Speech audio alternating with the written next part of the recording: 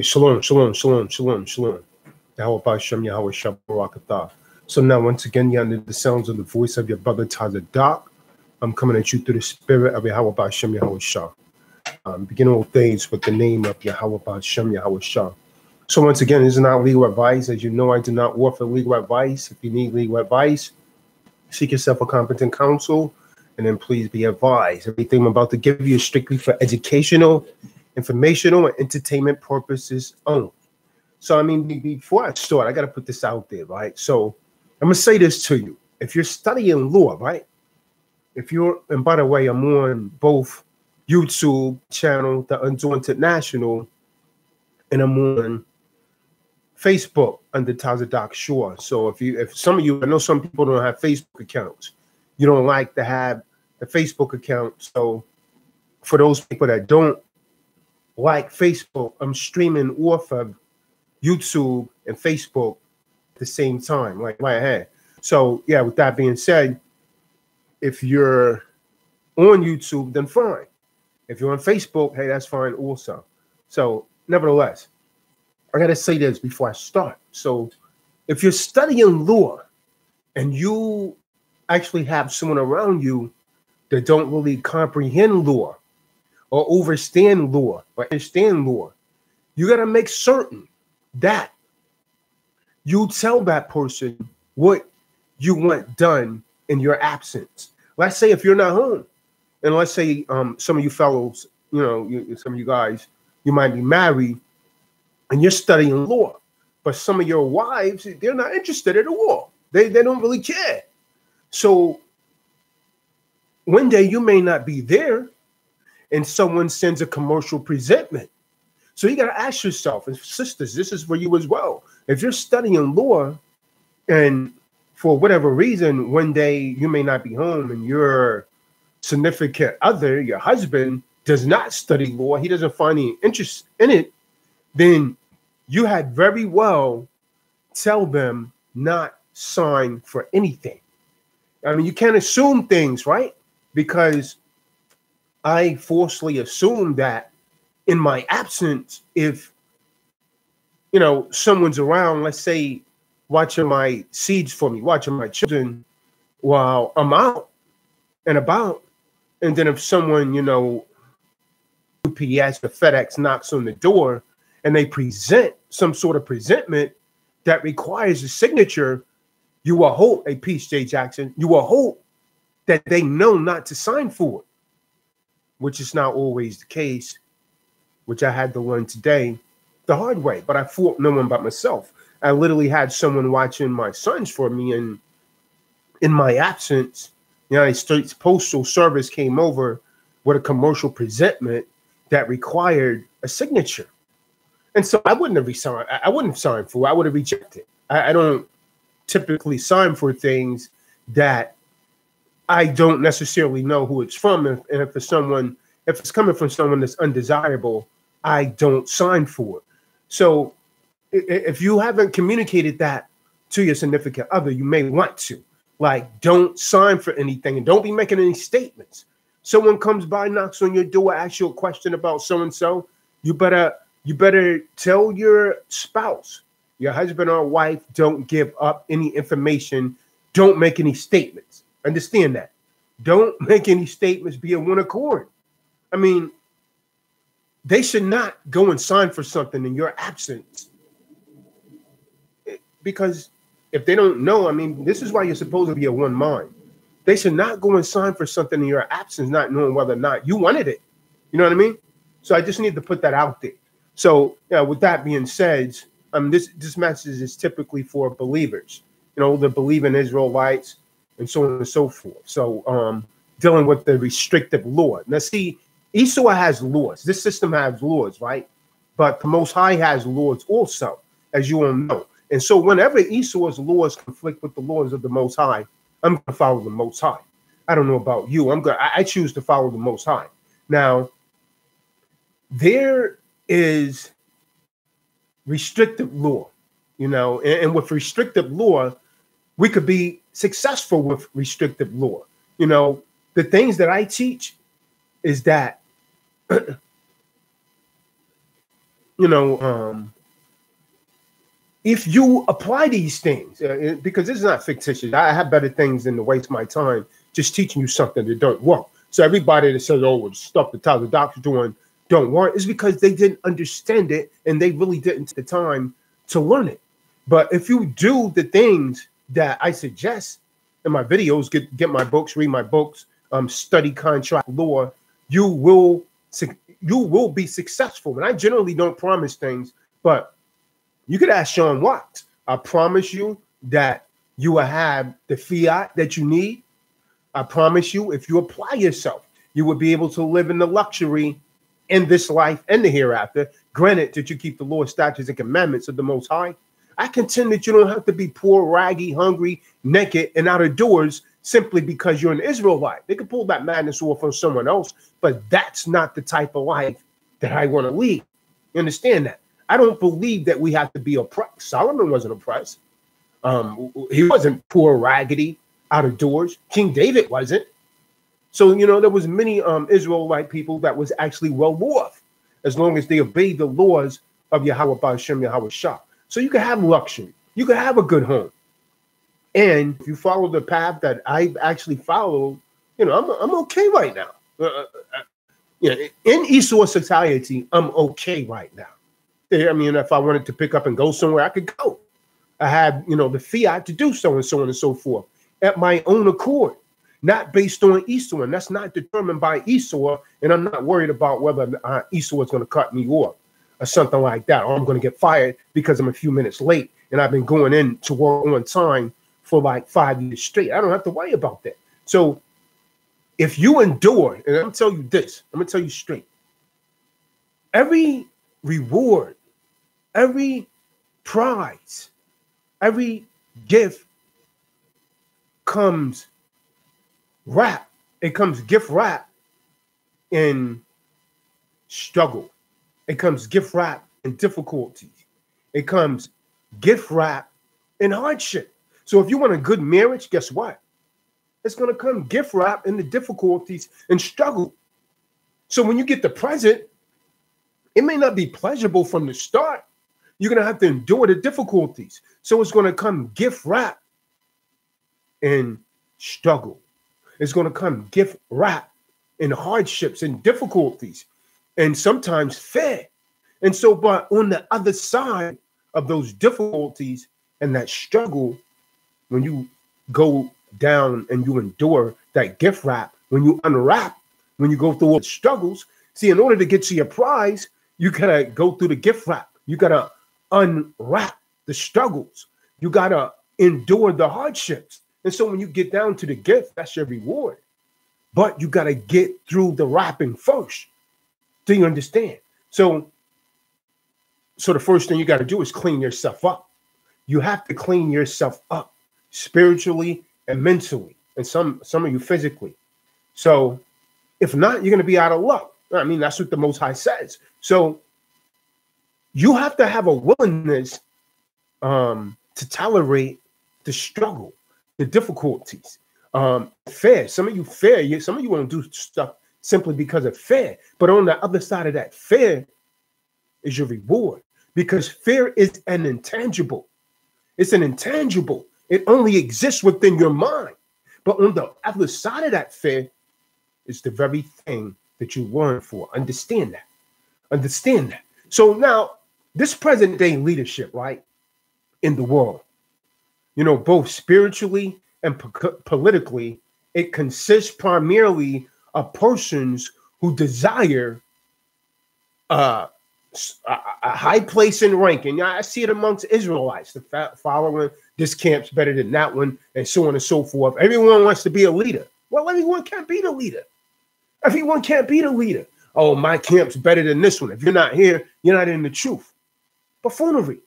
So this present day leadership, whether it's Donald Duck, Trump, your political figures, or the Israelites on the corner, everybody desires a place of higher status and position of authority and power.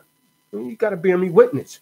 See, people who are loyal to themselves, you know, they're doing so because they want to be of a higher status, and they're not necessarily being loyal to the principles of the Most High.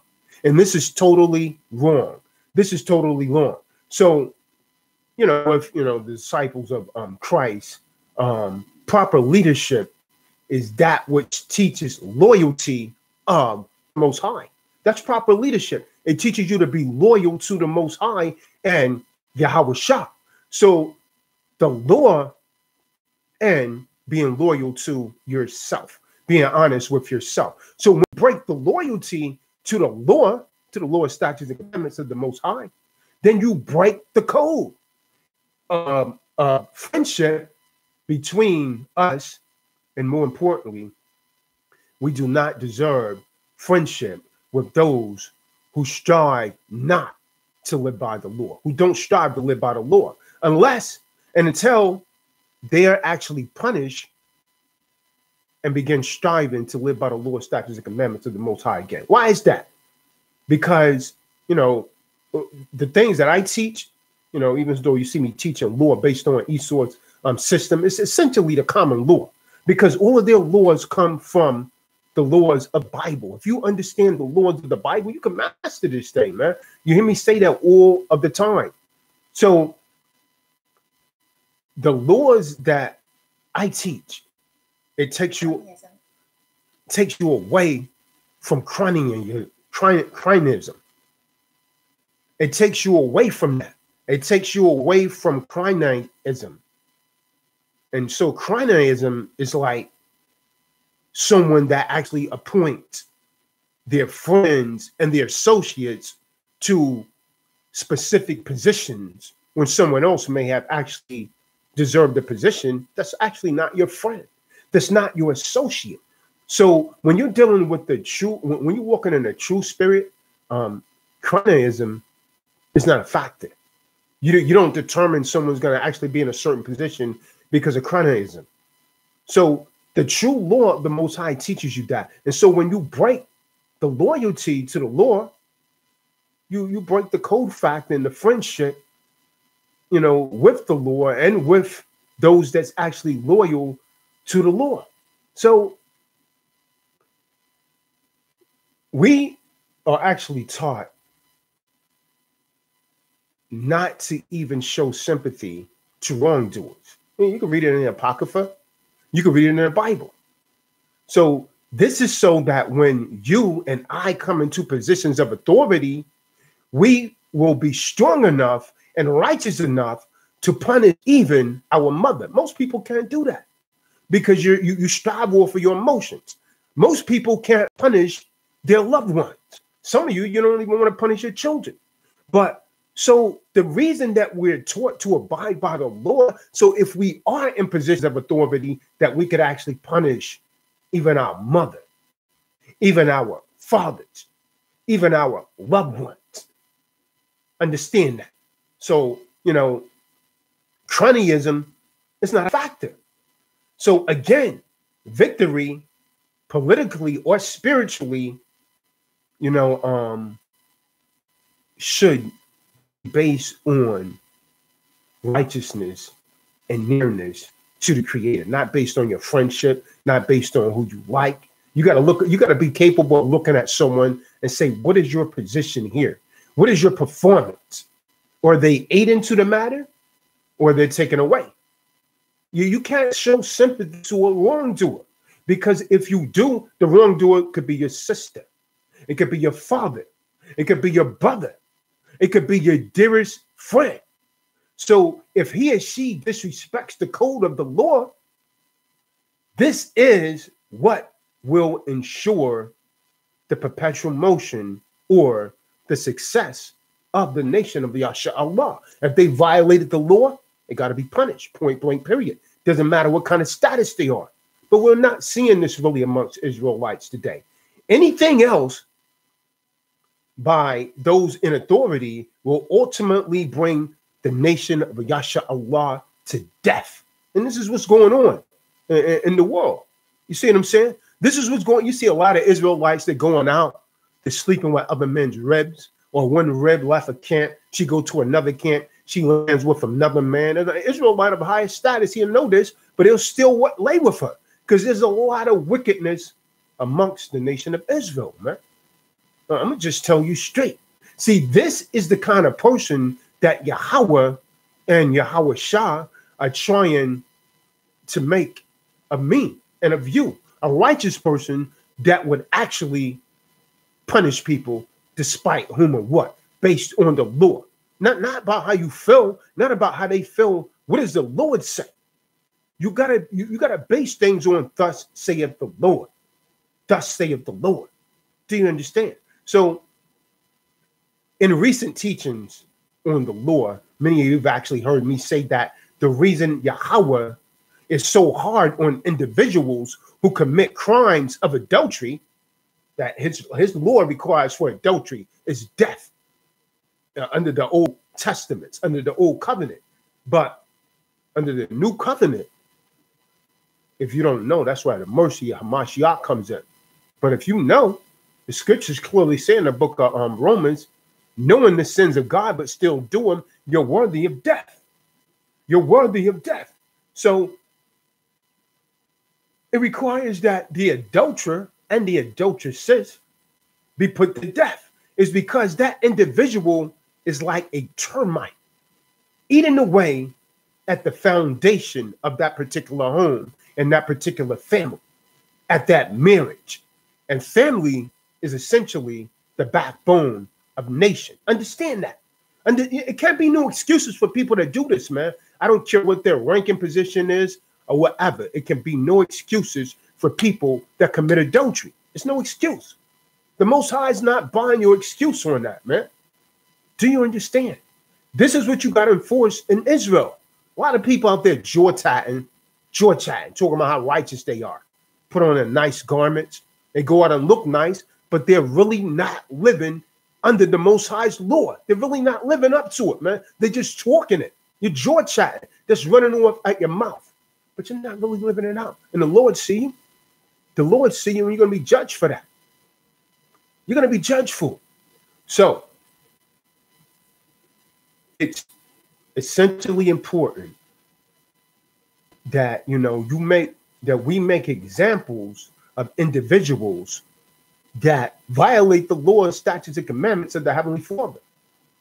So all that we have done and are doing up to this time is to be prepared for the reality of the second coming of Hamashiach, Yahweh Shah. And in doing so, there has to be an execution of the restrictive law so that when his reality of his second coming occurs, that you'll be ready. That I will be ready. See, Hamashiach, watch this. Hamashiach was once informed, was he not? Your mother and your brother is outside wanting to speak with you. How did he answer them? He said, my mother and my brother are in the temple with me. Is that right? And another time he said, when you look in the scriptures, my brother is he who does the will of my Father, meaning Yahweh. So that means that there is no friendship outside of the will of Yahweh. There is no friendship outside of the will of the Lord, thy power. This is a brotherhood that's based on the divine law and the obedience to God Almighty, Yahweh. Do you understand? See, this is, if you talking about building a righteous nation, you talking about the Israelites are coming and so on and so forth. Well, this is how you do it. You gotta obey the law, not just talk it. You must obey the law of the Most High. That's what you got to do, man. And that is how. There's no other way. There's no other way. See, in the law of the Most High is the ladder by which we climb into the oneness of Him. Because remember, the scriptures say the Most High blew the breath of life into man's nostrils, and man became a living soul. So we are supposed to be reflections of the Most High, because he blew life in us. We was created in his image, and he blew the breath of life in us. So the Ruach HaKadosh is in you when you're walking in the right spirit. Understand that. If you're not walking out in the right spirit, see, there's only two forces in this world. There's no such thing as a gray area when you're dealing with the Most High. It's either the Most High or it's Satan. So which side are you on? Book of John, a lot of you talk about love, right? And when you talk love, you're only talking about emotional feelings. So what saith the scriptures? Book of John 5 verse 3 says, this is love, that we keep his commandments. That's love. The law. What is the commandments? The law. The law. How many of you are doing it? How many of you are keeping his commandments, sis? How many of you are keeping his commandments, brother? See, are you keeping his commandments, or are you just talking with your lips? Let's get some clarity. Are you really keeping the commandments of the Most High, or are you just short chatting like that? A large percentage of Israelites out here. Now, there are many servants of Yahweh in the Bible, and you know, their lives was very, very relevant. Very relevant. And there's many men in this day and time, you know, they're very, very relevant. However, if we would just try to walk in the shoes of the servants of the men in the Bible, of the servants of the Most High, presented in the Bible, they could change our lives. And we could become as them, because regeneration is real. There may be some of them walking amongst us right now. So hopefully, brothers and sisters, this study, this lecture will have prepared you for the onslaught of what the devil is throwing at you. What the devil is throwing at you. The book of Revelations 12 and 13 says, and when the dragon saw that he was cast into the earth, he prosecuted the woman who brought forth the male child, meaning Mary and YHWH. And the serpent cast out of his mouth water like a flood after the woman, that he might cause her to be carried away by the flood. And the earth helped the woman, and the earth opened her mouth and swallowed up the flood which the dragon cast out of his mouth. Now keep in mind, the dragon, the devil, and Satan, and the serpent is all one and the same. Let's read. And the dragon was angry with the woman and went to make war with the remnant of her seed. That's you, Yasha Allah. The women is representing Israel, the nation of Yasha Allah, who keep the commandments of Yahweh. So he's not going, Satan's not going after those that's not keeping commandments. Satan's not going after those that's in the club. He already got those. He's going after those that's keeping the commandments of the Most High. He doesn't have to go after people that he already has in his hip pocket. Understand that. Understand that. That's the book of Revelation, 12th chapter, verse 13 through 17. And I was pretty much paraphrasing a lot of it. So the flood, brothers and sisters, that I just mentioned in the book of Revelations, represents now, in a spiritual sense, all of the propaganda that Esau is putting right before you. He has you programmed from reality. He has you wanting to follow feminism. He has you believing that, oh, well, multiple wives are wrong. You're programmed from reality. That's all part of the flood, which is propaganda, which is a propaganda. It's a propaganda of biased views taught to you by Esau. So as the enemy in his attack, Satan, back then, so is it in this time. Now, how strong is your foundation in the face of the flood of Esau's propaganda? That's the question. See, the earth helped the woman by swallowing the water. So with this message properly digest and act upon, you may be able, with the help of Yahweh, to make the enemy's evil slander of no effect. Because they're going to slander you. Whenever you're trying to walk right, when you're trying to live right, they are going to slander you. See, our prayer is that the nation of YHWH will be seen like Noah's Ark, a mercy flirting on before our eyes. The ark was a mercy. And may the Most High bless each and every one of you under the sounds of my voice right now. Because the fact that you're here listening, it suggests a lot. So today, Yahweh is bringing about the destruction of this present world order, of their public policy. The Most High is bringing destruction of it. So his intense dislike for this contrary world, and particularly the United States corporation, which you think is a country, and the one who made it, because the book of Job 9:24 tells us the earth was given into the hands of the wicked. I don't have to show you who's ruling the earth. If you got ears and eyes, you could see and hear who's ruling the earth. So the Most High is upset with them. He has an intense dislike for this contrary world and the people that's actually controlling it. So, and made it in his present circumstances that it actually has the people under, that most people are living in oppression, but still you're trusting in oppression.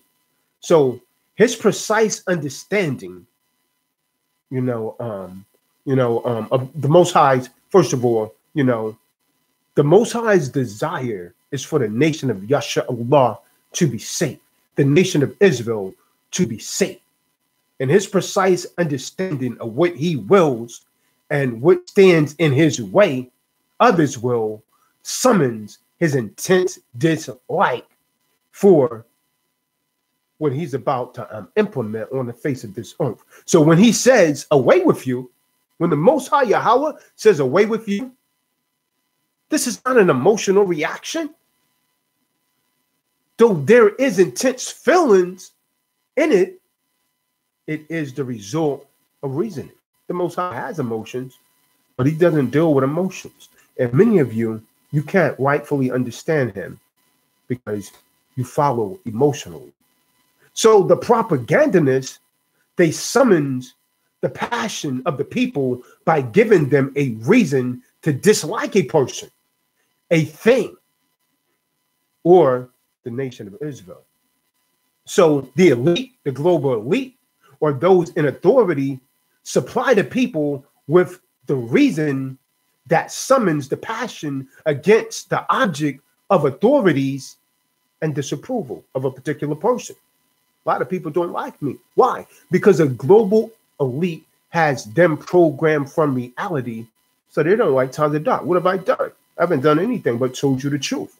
But many don't like me. See, there must always be a reason to like and a reason to dislike. Do you follow me? So he who supplies the reasons directs the passion. Who's supplying your reason? Who's supplying your reason? So if I were to speak against many in the manner they have actually spoken against me, I could summons the passion of this community against any object of my disapproval. But I have never chosen to do so. I have directed the passion of the people towards Yahweh. That's all I've done. I have given the people a reason to love Yahweh Shah and all of his prophets. That's all I've done. While Esau, the Euro Gentiles, has worked tirelessly in supplying reasons to dislike the Most High, to dislike Yahweh Shah. Why? They don't want you to, they don't even want you to mention it in school. They don't want you to mention it in the workplace. They don't want you to mention the Bible or God in Christ. Yahweh Ba'ashem, Yahweh Shah. Why is that? And I'm just telling the truth, man. So thus, the reason the devil accuses both myself and my father, Yahweh, of teaching hate, because what I speak what I see in the Bible. Does not the Bible say, as it is written, Jacob have I loved, but Esau what? But Esau have I hated. I didn't say that. That's written in the book of Romans 9:13. Where was this written? It was written in the Old Testament, in the book of Malachi. I have loved you, but he said he hated Esau. I'm just quoting what the book says. So because I quote what the book says, even though the United States proclaim itself as a Judeo-Christian nation, why they accuse me of teaching hate is actually because I point out the wickedness of the devil. That's the only reason, man. This is why they flag my YouTube channels. Why? Because I point out the wickedness of the devil. And many of you scared, Sambo Coon, Johnny coming lately, itching where you don't scratch, you know, shuck jiving Negroes, you're against me too. Because you love oppression, because you trust in oppression. So by pointing out the evil, I give the people a reason to summon their passion against the evil. And they don't like that. So you know what they say? They say, well, you know, we got to do something about this guy, Tazadaq. He teaching them law. He talking the Bible stuff. It's okay if he teaches law, but he's mixing that Bible in with it. And that's connecting the people to something. We don't care about these other so-called patriots out here that's teaching them the law because they're not connected to Yahweh Ba'ashem, Yahweh Shah. But this dude is connected spiritually. So we got to do something about the Tazadaq. Now, let me give you a picture. Let me give you a portrait of emotional reactions and why you should, and particularly sisters, but there's a lot of men now. You're very emotional, man. You're emotional like a lot of Eves. So let me give you a portrait of emotional reactions. Now, in the very beginning of the Bible, in the book of Genesis, we get a portrait of emotional reactions, intense feelings in response to someone or something, and the destructive power of emotions when it is actually unchecked. I try and tell Eve all of the time, don't get so emotional. You're thinking with your emotion. You say, oh, no, I'm a daughter of Yahweh. I'm a daughter of Yahweh. No, you're not. You're thinking with emotions. Yeah, you're a daughter of Yahweh, but you're not acting like it because you're allowing emotions to control you. And you can't do that, sis. I know you're an emotional creature, but the Most High has emotions, but he's not controlled by them. Are you not the master? The Most High made you the master over everything. So you're supposed to learn to master your emotions as well. I really need you to hear me, man. You got to learn to master. You got to check those emotions. So whenever emotions overpowers reasoning, because I deal with reason, and I'm going to hit you with something, sis. Most men deal with mathematical reasoning, practical reasoning, if the man is in tune with the Most High. Now, if he's not in tune with the Most High, if he's in tune with this world, man, you got something wicked on your hands, sis. You got something wicked on your hands, and you better get the hell away from that, man. Understand that. So, but whenever emotions overpower reasonings, it covers reasons and replaces it with a new rationale. What is that new rationale? The new rationale then leads us to disobey a command of the Most High. You understand what I'm saying? A woman get into her emotions, and she may think that a man did something. So, well, he did this. I'm going to go out and cheat on him. Hold on. What is the reasoning here? What is the reasoning? Hold on before you move like that. See, pride is an emotion. Pride is an emotion. I need you to hear me well, man, because you see Tazadaq talking, but it's the spirit speaking through me. So I really need you to hear me. So pride is an emotion. It is an intense feeling of self-importance and superiority, and inordinate opinion of one's own merit. That's all pride is. So the Most High Yahweh gave both Adam and Eve clear instructions not to eat of the tree in the middle of the garden. But Nakash, the serpent, subtle suggesting in the mind, led them both to disobey. Eve directly disobeyed by hearkening to the devil, and then she enticed disobedience. Your eyes shall be open, and you shall be as gods, knowing good and evil. That's what the devil said to Eve. See, Satan's suggestion incited pride in Eve. The feeling that Adam and Eve were entitled to something that Yahweh was actually attempting to keep them from having. But what? Wait. Remember, Adam was already as a God.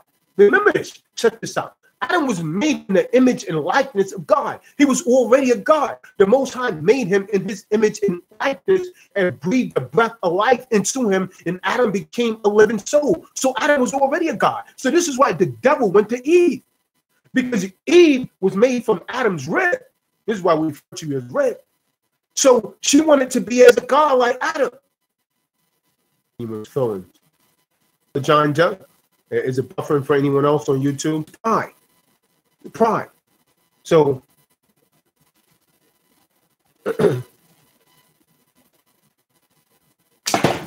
whoa. So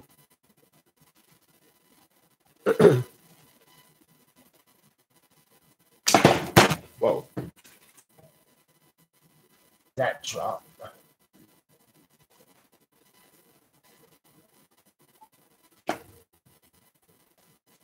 Hold the a little bit stable. So is it still buffering on YouTube? Hold on, I'm not sure what's going on. East what I want this to get out. I got all the bars. Honestly, I don't know what to tell you on YouTube. I'm not sure why it's buffering. Go over to Facebook if you got a Facebook account. I don't know if it's on the full again. So I mean, if it's buffering on YouTube, going in the midst. Message is strong, understand that. So, but now back to Adam and Eve. Adam and Eve did not envy Yahweh, nor did they for hatred in it. It overpowered reason, opposition, the consequence and likeness of God. So the disobedient before destruction and Abel. We know rejected an offering from Cain, everybody. Abel. So how many of you stopped to Yahweh accept the offering of Abel? Have we ever considered the effects? And when if you ever stop to reflect on whether I don't deal with emotion, is it possible not that was either Cain or Abel? What was his reason? Don't just say you thought about it. The word tribulations and afflictions. So when a man or woman is spiritually sensitive, and any servant of Yahweh, YHWH is, then he or she can experience acute suffering through temptation, relationships, and attachments to persons who are not interested in the will of Yahweh. Understand that. And it becomes very dangerous. That becomes very dangerous. They experience anxiety, debt, and oppression of men. So unlike the disbeliever, the sincere believer in the Most High, in Christ, does not find any real relief in worldly pursuits. That's just true. If the right spirit is on you, you don't want that stuff for the world anymore, man. You're not pursuing things in the world anymore. Though he or she may enjoy lawful recreations, these offer no permanent solution to the peculiar problems of the true believer of Yahweh Ba'Shem Yahweh Shah. Now let's talk about Mary and Joseph for a minute here, man. Let's talk about Mary and Joseph. So now let's go to the book of Matthew, 1 verse 18 through 20. Now the birth, well, what am I talking about? I'm talking about the laws of the Most High versus this damn public policy. Because most of you just want to hear about Esau's law. Now we're going to talk the laws of God. What does the Lord say? So now, book of Matthew 1, verse 18 through 20. Now the birth of YHWH was in this wise, when as his mother Mary was espoused to Joseph, before they came together, she was found with child of the Holy Spirit. Then Joseph, her husband, being a just man, not willing to make her a public example, was minded to put her away privately.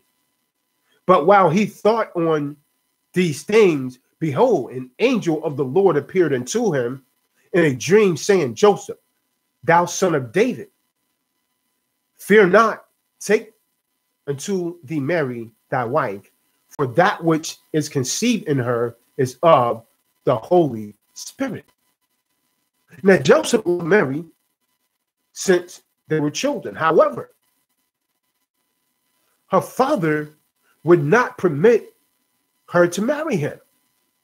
See, out of the respect for the law that prohibits intimate relationships outside of marriage. So Joseph suppressed his love for Mary for a prolonged period. And he had 6 children. How many knew that? How many knew that Joseph had 6 children? By another woman that he had actually married. It appeared he had literally succeeded completely suppressing his desire for Mary. But there came a time when Mary called to him for assistance, and Joseph responded. And in the 3 days that Joseph and Mary was together, Mary conceived, did she not? Hey, shalom, brother Ron Campbell. Shalom. Is it still buffering over here on YouTube? Everybody still up on YouTube? So in the context, brothers and sisters, their understanding of the law, Moses, which governed the society, Joseph, Mary, father, all suffered the emotions of fear and stress. Joseph was absolutely certain in his mind that he had offended the law and that he and Mary suffered a terrible price. So what Joseph did not know is that there was a superior law. That superior law conformed to YHWH's plan to make a sign that would not be fulfilled until 2,000 years later. Fear came to Joseph only when an old prophetess informed him that the child that Mary was carrying was to be Hamashiach, YHWH, and a savior of the Jews. So Joseph then informed Mary's father of what he was actually told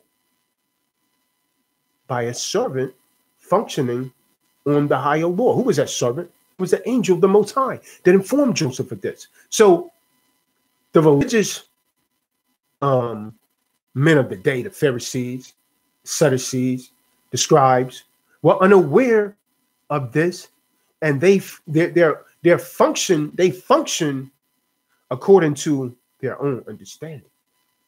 Thus, Mary's pregnancy could not be spoken of publicly. It was a secret to be kept that the authorities did not kill the baby. Pharaoh seeked to kill the baby since before he was doing. Oh, bring the child so that I may worship him too. The book of Luke, chapter 2, verse 8 says, and she brought forth her firstborn son, wrapped him in swaddling clothes. So YHWH is referred to as her firstborn because what? Joseph had other children. Joseph did not have the mind of an adulterer. He was not a lustful man. Understand that. Mary called him to assist her during a storm in which she was going under, an act of the Most High. The Most High Yahweh, having ordained the birth of Yahweh Shah, it was pretty much, unstoppable. It was ordained. It was ordained. And so when you read the scriptures, many of you get thrown off. You think that you think it's immaculate conception. You don't realize that Joseph was the father. Because Mary said, how can I have a son and no mortal has touched me, nor have I been unchaste? He said so. It will. The Lord says, it is easy for me. So I don't want to get into that. I don't want to go into immaculate conception because, I got a video on YouTube on that for those of you that don't understand that Joseph was actually the father, and that, the whole immaculate conception thing is something that Esau made up later. Understand that. So, let's get back to the Lord. So like Hagar, Mary depended upon the Lord for belief. Remember when Hagar was cast out into the wilderness? She didn't have anything for Ishmael to drink. Now I want you to consider the service of emotions that Joseph, Mary, and Mary's father went through over the conception and birth of Yahweh Shah. But they was blessed to be able to see a born above the embarrassment and the shame to ask, why did Yahweh permit this thing to happen? Then she came to her people with him, carrying him. They said, "O Mary, thou hast indeed brought a strange thing, sister of Aaron. Thy father was not a wicked man, nor thy mother an unchaste woman." You see how the people started to chastise him? Why? Because they was moving off emotion. How did Mary feel? Knowing that she wasn't an unrighteous person, while being treated as though she were. How did she feel? As though she were. How did she feel? Now, most of you, when you read it, because you're not spiritual people, you can't see any record of Mary and Joseph having sex or even living together as an actual family unit. Most of you can't see that. Most of you don't know that Joseph carried the seed, that the lineage of David.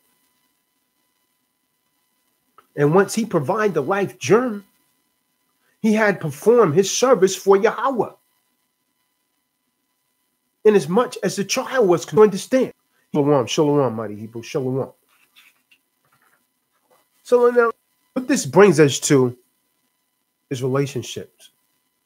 You see, let's deal with that for a minute. When Noah was commanded to build the ark to save himself and the believers from destruction, naturally, he desired to save his own wife and son. So how would it feel? Let me ask you something, brothers and sisters. How would it feel if he told Yahweh that his word has already gone forth against one of our loved ones? Shocked, bewildered. Now, certainly your children has faults, but to be condemned to destruction by Yahweh, God Almighty, how does that make you feel? How many years did Noah devote to building the ark? How long did he endure the scorn and the mockery of the community he was a part of? At the end of his suffering for the sake of Yahweh, could not Yahweh excuse his sons? Yes. Could he not?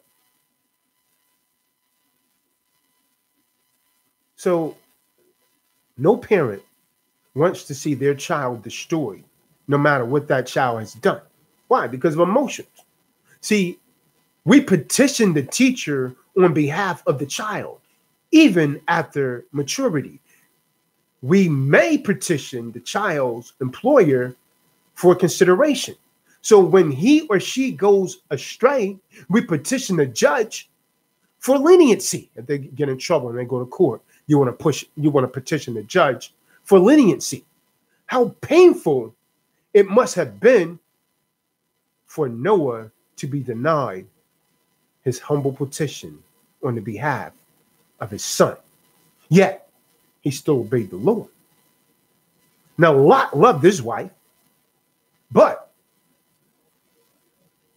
he ordained her to be of those who remained behind when she turned her back. So he was delivered from the wickedness of Sodom and Gomorrah. Him and his 2 daughters, but not his wife.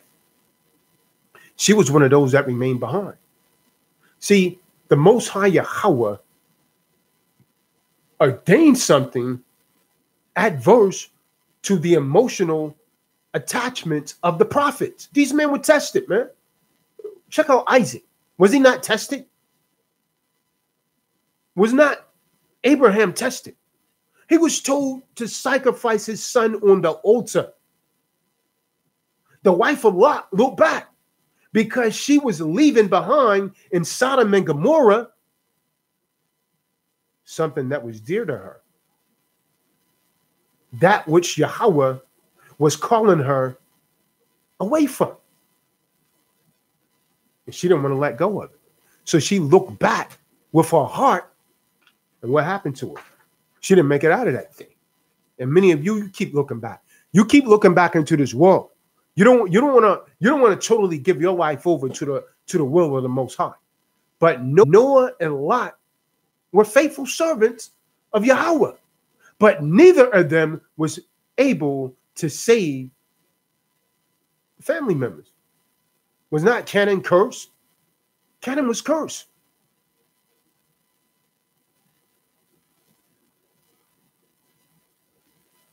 So,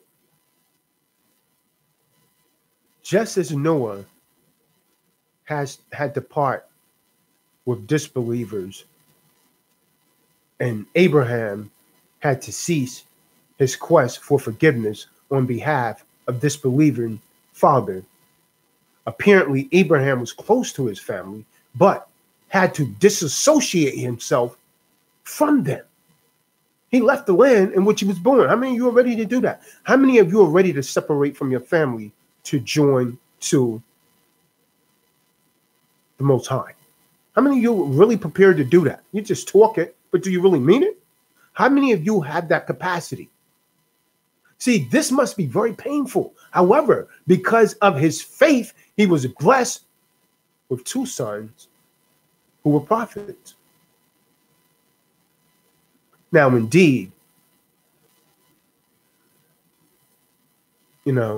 it's a difficult task. I mean, some of you are under the sound of my voice right now. You probably don't, you don't have children. So you don't know what it's like to have to turn your back on your children, turn your back on your mother, turn your back on your father for the will of the Most High.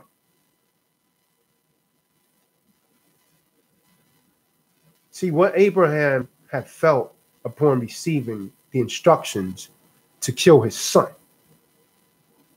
especially his son whom he had actually been blessed with as an answer to his prayer, a righteous child.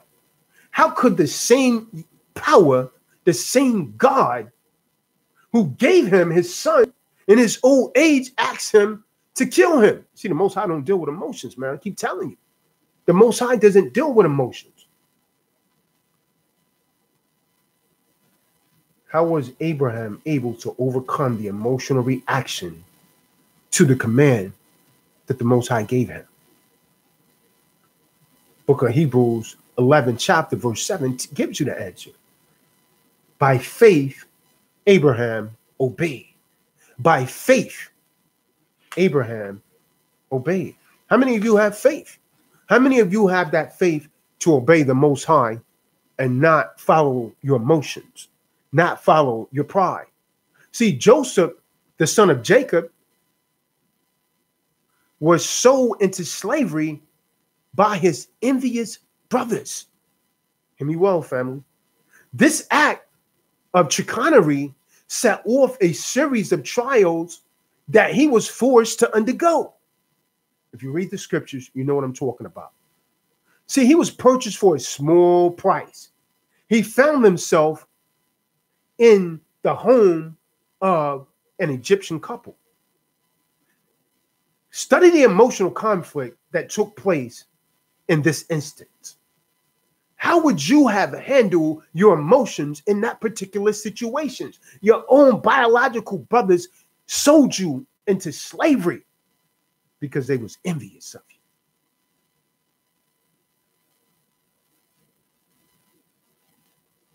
How many of you have experienced something like that? How would you have actually handled that?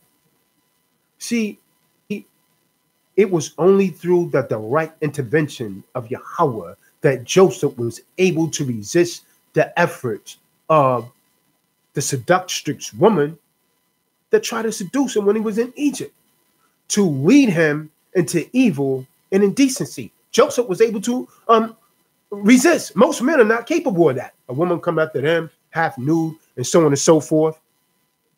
The average Joe's not going to be able to resist. They're not going to resist. But what was it about the servant of Yahweh, Joseph, that made him to resist?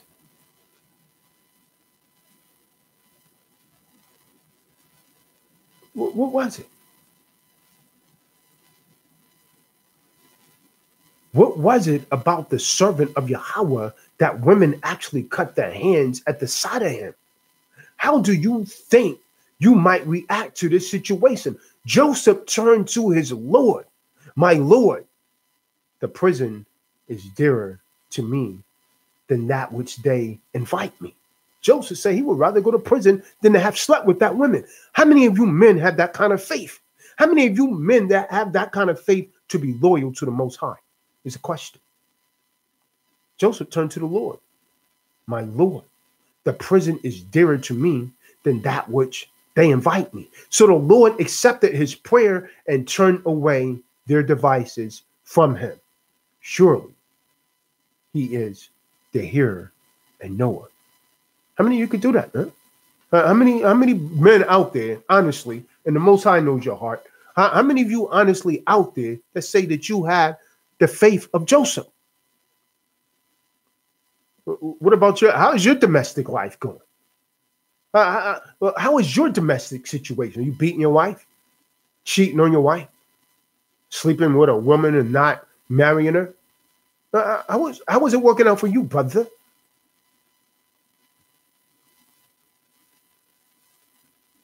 How many Josephs are out there? How many Josephs are out there, man? Really? There's a lot of Judases out there, and that's our problem, man. There's too many Judases out there that portraying themselves as Joseph, that's portraying themselves as Jobs. But how many of you is like a Job? The Most High said, consider my servant Job. A perfect and upright man. How many of you are like that? You like to use the excuse that no one's perfect. But does not the scripture say, be ye perfect as your Father in heaven? Your Father in heaven is perfect. So why are you not striving to be perfect? So how many Jobs are there? How many of you are really striving to be perfect? What do YHWH say? Some of you, you're going through some situations right now. You don't know how you're going to deal with it. You feel like you can't get over that war. You feel stressed. You feel like you're about to give up. You feel like you can't make it one more second. Some of you might be on the brink of committing suicide. If so, this message is for you, man. I'm telling you to put down the weapon. If you're thinking about doing it, if you're thinking about doing some kind of harm to yourself, don't do it. There's not the book of Matthew, the 11th chapter, verse 29 says, come unto me, ye that labor and are heavy laden, any kind of heavy burden. The Lord can handle that, man. Put your faith and trust in the Lord, and I will give you rest. The Lord will give you rest, man. Take my yoke upon you and lean on me and learn on me.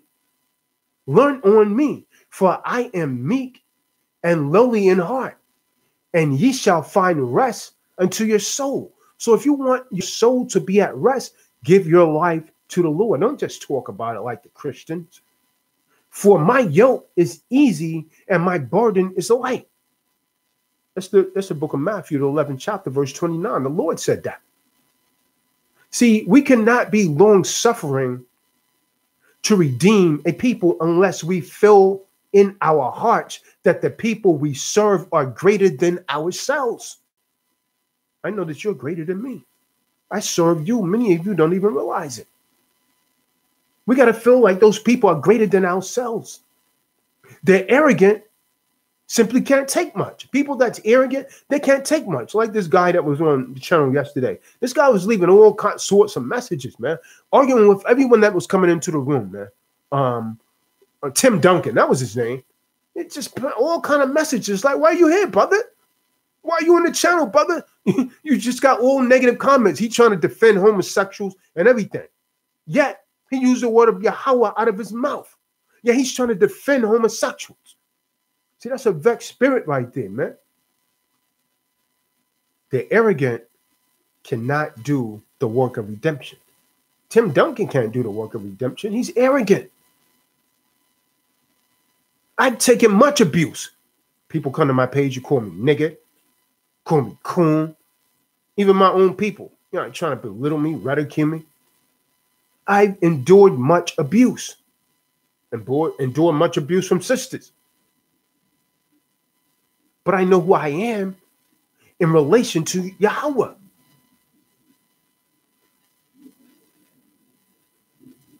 But in comparison to my sender, I feel like a filthy worm. I'm nothing compared to the Most High.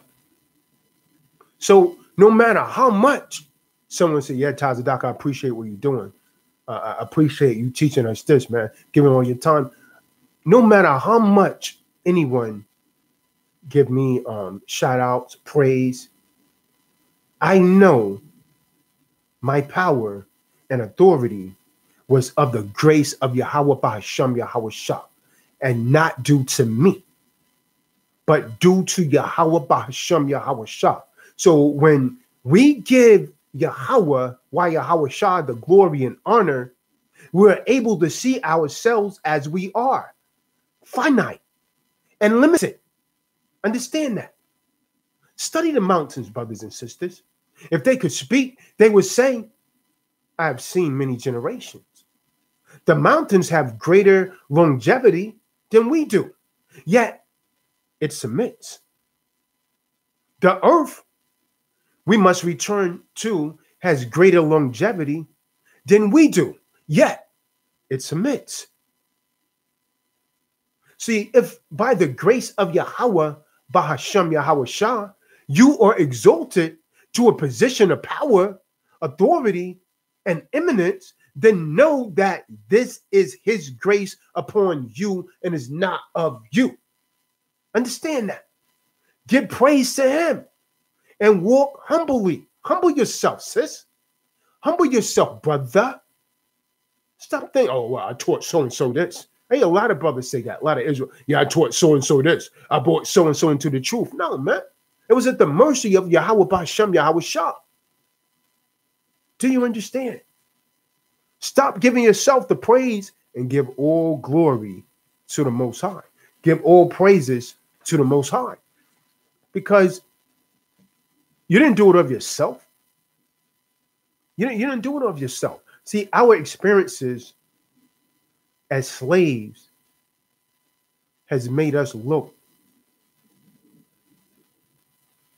weak, meek, and humble to Esau, you should use that as a protective measure to the Most High. See, in the scriptures, it says he came into his own, and his own received him not. YHWH possessed humility in a way that his own people hated. But today, we must have the courage to say, he said, I can of myself do nothing. You got to be able to say that, brother. You can't do nothing of yourself. It's by the will of YHWH. Get rid of your pride. Get rid of your pride, sis. See, humility, being humble, when you become humble, it raises our level of tolerance so that when we are tried with the ignorance of others, oh, Tazadaq, I don't like that dude. Tazadaq is teaching lies. See, that's the ignorance of others. See, when you're tried by people like that, when we are insulted and disrespected by others, we will not give up. We will not take on that debtor's mentality and try to argue back. When our level of tolerance is reached, we say, I gotta leave. I can't deal with this. I give up. See, that's weak. I'm through with this. You get challenges in your relationship. Oh, I gotta go. I can't take any more of this. I'm not happy. We're supposed to be happy. That's foolishness, man. Remember what I said in the beginning? Every gift comes wrapped in the presence of pain, in the wrapping of difficulties, in the wrappings of struggle. But if as soon as something gets difficult, you're saying, well, I got to go. I got to give up. I give up. I'm through with this. I'm done. I'm getting a divorce. It's not the right spirit, family. See, through patience and prayer, we're given a word of thought that humbles us beyond the pain. It humbles us beyond the pain. We see the objective of our goals as bigger than ourselves. Understand that. We realize that the people who inflict suffering and people who are ignorant and are being used by the devil, they're just there to prepare us for the work of redemption. They're there to prepare us for the work of redemption. Understand that. But you don't give up during the struggle. Till you understand. You endure, because on the other side of that struggle, on the other side of that difficulties, on the other side of that pain is your reward. All rewards come gift wrapped in the wrapping of struggle and difficulties and in hardship. Let us begin right now to work diligently to acquire humility. Most of us are just not humble enough, man. Humble yourself. Get rid of your pride. See, the more we surrender our will to the will of Yahweh, the more it increases our ability to endure. You can like that, understand it, believe it or not, it's the truth. It increases our ability to endure for our own sake and the sake of our people. Do you understand? Do you understand? That's truth, man. I'm giving you love. If you can receive it. Problem is, most of you can't receive it. Most of you can't receive this love. Most of you get into your emotions, boom, there goes your marriage. There goes your relationship.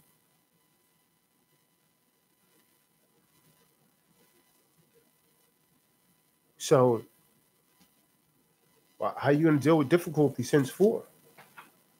How are you going to deal with struggles henceforth? How are you going to deal with anything that comes your way? Are you going to deal with it based on emotions, or are you going to use practical reasoning? Does not the scripture say that the race is not to the swift? The race is not to the swift, but he that endures until the end. It doesn't matter how many you say you're Israelites. You come into this truth, then you leave. But it's he that endures until the end. There are those, however, who are not struggling to make themselves better. They're not struggling to make themselves better persons. They're just content with being average. They're just content with mediocrity, but do not wish to leave the conditions that they're in because they're content. They're content. So you must attempt to bring every mental device available to improve yourself. But instead, most people, they attempt to bring every mental device available to justify breaking God's laws. Every time this is done, it erodes the character's development and it makes us, in the process, totally dishonest. Understand that. So then we are classified as hypocrites. You're classified as hypocrites. And a hypocrite is a liar and it's the worst kind of human being. It's the worst kind of human being. It is this sect forming. You see, I got all these different camps, everybody claiming their camp is right, one camp banging on the other camp. It's this sect forming of mental devices against Yahweh's laws and against men of Yahweh who teaches the law that causes us to fail. See, this is why we are warned, to shun ourselves away from certain type of people, man. If their spirit's off. In the book of Proverbs 16 and 18, we read, pride goeth before destruction and a haughty spirit before a fall. A fall can take place from an exalted position, but evidence of the fall is not manifest to the eye of the people until we reach a certain point in the fall. Understand that. So Malcolm X, for example, said, I saw myself falling for a long time, but I could not help myself. Malcolm said that. See, we can, however, reverse a fall, but only with the help of Yahweh Almighty. Do you understand? Do you understand? You can reverse your fall. If you're going in the right direction, you can change your life. You're a sinner, you can change your life. Simple, stop. Don't sin anymore. Stop sinning. You want to be on the side of Yahweh Bashem Yahweh Shah? Stop sinning. Simply stop sinning. Malcolm said he could not help himself because his anger at his teacher caused him to drown higher in his pride, in his popularity with the people. See, the evil thought that you might harbor in your heart will cause an inordinate desire to take someone else's place, to take someone else's wife, to take someone else's husband. That's wicked, man. That's not righteous. So you got to get rid of this pride. Get rid of this pride. Get rid of the buffoonery. Get rid of the foolishness. Get rid of all unrighteousness.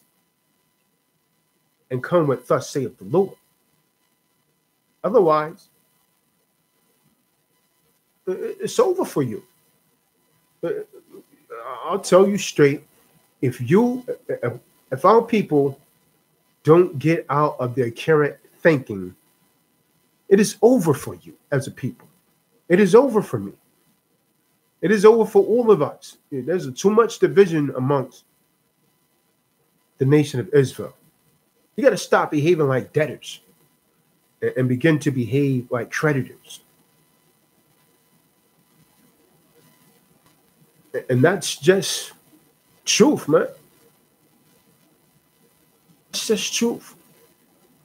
Many of you you're trying to learn to be a secure party creditor.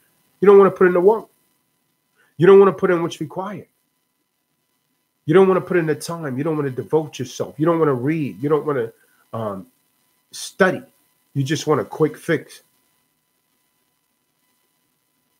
But that's not how it works in the real world. You got to make sacrifices.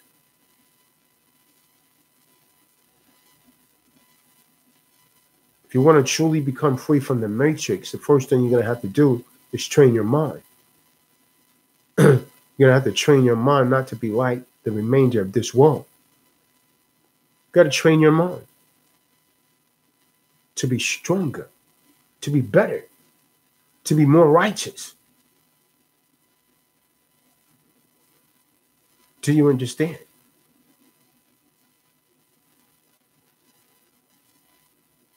So, how do you overcome your aphasia? Because many of our people truly suffer from aphasia. How do you overcome that? How do you overcome something like that? Anyone in here even know what it means? Well, what is aphasia? How do you overcome this? How do you overcome this sickness that our people are suffering from? Well, how do you change anything? When you change something, change means to, you undergo something. Some of you've been charged with all these things, right? You say, well, Tazadaq, you call me Tazadaq, I've been charged with possession of an illegal weapon and an attempt to distribute marijuana. Well, what does it mean to charge you? In their system of law, charge means to impose a tax, a responsibility on. When you look up the word impose, because when you're dealing with law, you got to look up one word, then look at the next one, then the next one. You got to look up every single word. The word impose means to practice deceit on.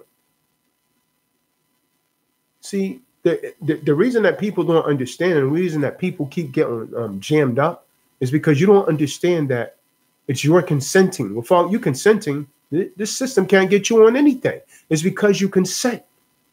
And there are too many people suffering from aphasia, which is a loss of the ability to understand or express speech caused by brain damage. What is your brain damage? Esau has programmed you from reality. That's one of the number one reasons that you cannot get remedy, is because you cannot overcome your fear, which prevents you. You get afraid. You get in court.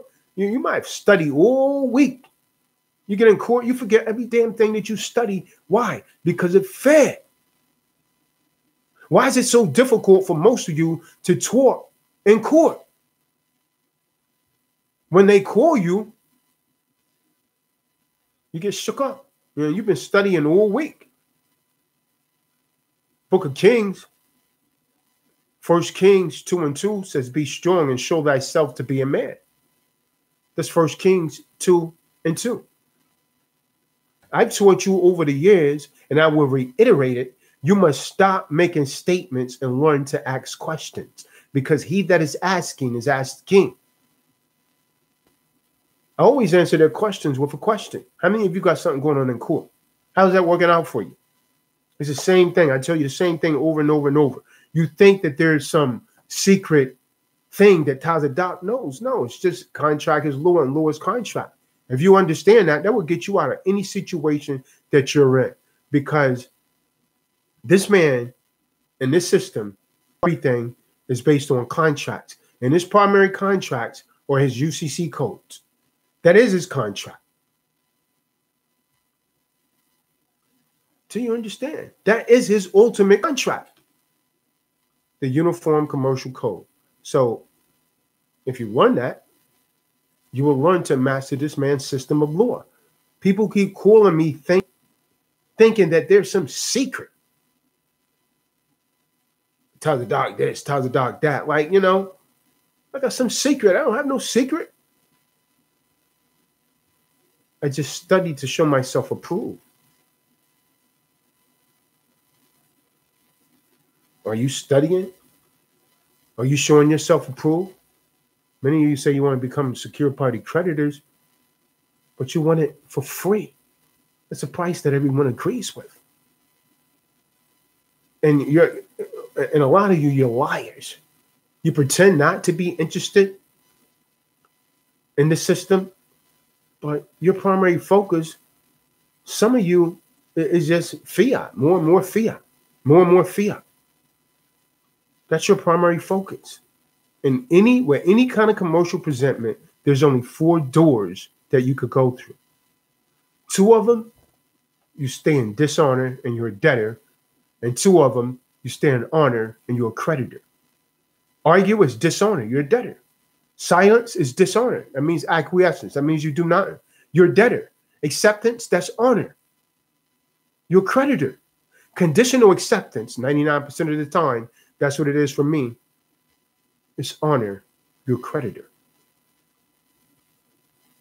So let me ask you a question, Brother John Doe. You're in the room. Who's that? Jeremiah Johnson. Let me ask you a question, good brother. Welcome to the room.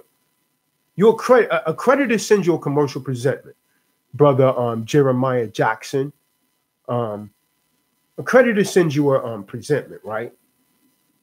They send you a bill. I send them a remittance. 99% of the time, I will use a conditional acceptance because I do not agree with what they have to offer me. I don't agree with it, so I send a remittance. Someone sends you something in the mail. What do you do with it? You keep it. Why you should never keep, for educational purposes, why should you never keep anything that they send you in the mail? Because it is known as acceptance. And acceptance forms a binding contract. A binding contract. Acceptance is also an agreement. Now, some of you're going to court, right? What do you do when you're in front of the black robe? What do you do when you're in front of the judge?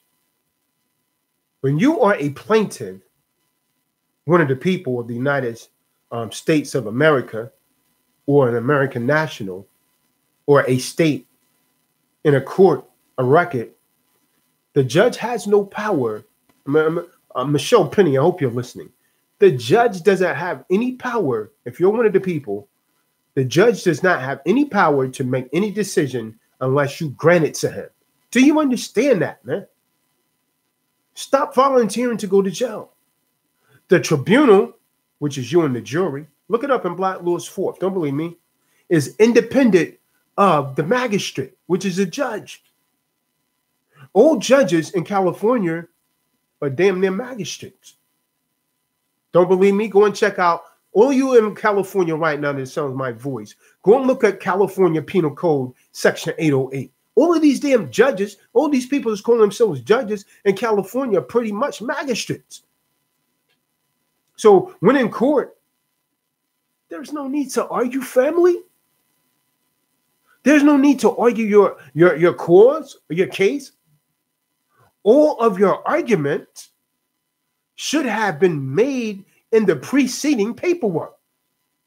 The only reason for a court hearing is to give the court the opportunity to ask questions of the litigant to clarify any points. Anything you say in court is considered novation to your papers on file. Do you understand? Your verbal actions override your previous paperwork. So I tell people, don't say anything when you go to court. What do? You go in there, you start damn jaw chatting. Then you wonder what happened. All right, let me give you some things that I do. And I can't give you legal advice, but I'm going to verbally suggest that you listen to this when you go into a public venue. Any of these colorable venues, do not verbally discuss anything in court. Do not verbally discuss anything in court. The judge and the attorney in court are word masters. They are much more practiced at word interpretation and manipulation than you are. Anything you say will be held against you. It's not going to be in your favor, man. You will provide opportunities to nullify your paperwork when you start jaw chatting. So shut up, man. Be quiet. The best thing is not to discuss anything. Do you understand? Do you understand? So when the judge asks you anything about your papers or points you should say, you should say, for educational purposes only, I have nothing to say. It's filed in my paperwork. Did you not receive it in the judge's chamber, my honor? That forces the black robe, the judge, to consider your paperwork rather than what you say at the hearing. Do you understand? Stop jamming yourselves up in court. And I'm going to hit you with something. This is very important for educational purposes only. Object to anything which you do not approve of that occurs in the courtroom. You must object. If you don't object, remember, I just said acquiescence is agreement. That means silence is agreement. If anything happens in the courtroom, you should object if you don't agree to it. Here's a typical, let me give you a typical scenario, right? So something happens in the courtroom, right? For educational purposes only. You, K.O. Snow. I object. I'm the judge. Why do you object? K.O. Snow. It is my wish. The judge, I'm the judge, I respond. If that's the best that you could do, overrule. K.O. Snow responds again. For the record, I object. The judge, your objection is noted. He can't do anything but note your objection. So now on the record, you've objected. That's all that is necessary. So why are you in there jaw chatting, Michelle Penny? Contain yourself, Queen. Get your mind right. Stop arguing in court. You then move on to the next item of business. Do you understand? The judge is going to do whatever he chooses in that court. When he says it's his court, you can best believe it is his court. You don't have any power to stop him, what he's doing in a colorable court. You don't have any power to stop him at that particular time, just as you have no power to stop a robber from robbing you at gunpoint. Do you understand? At this point, your only goal is to object for the record. Does everyone understand me? I'm trying to show you how to win, man. Now, later on, for educational purposes, when I leave the court, I filed an order to vacate or to correct the judge's decision. But remember, this only can be done if I am the plaintiff, one of the people of the jurisdiction. So in a court of record, and granted that I have not given anyone, including the judge, any permission to do anything in my case. Do you understand? See, this is important. You people, you miss out little things like this, and then you wonder why things don't work for you. You got to remember everything, man. It's detail. When you're dealing with law, it's detail. It's specific details. And you got to remember to reassert your demand. If you are a defendant who is the petitioner in a habeas corpus or a plaintiff in a counterclaim, you should repeat to the court your demand to be released. He about to sentence you, and you're agreeing. You're not saying anything. Object. You are challenging the jurisdiction because they asserted jurisdiction. You should, from time to time, remind them of your demand to be immediately released from their custody. Contracts. That's all it is. traffic ticket. You always call me about traffic tickets. Many of you get in trouble with traffic tickets. So simple to handle. Contracts equals jurisdiction, and jurisdiction by contract.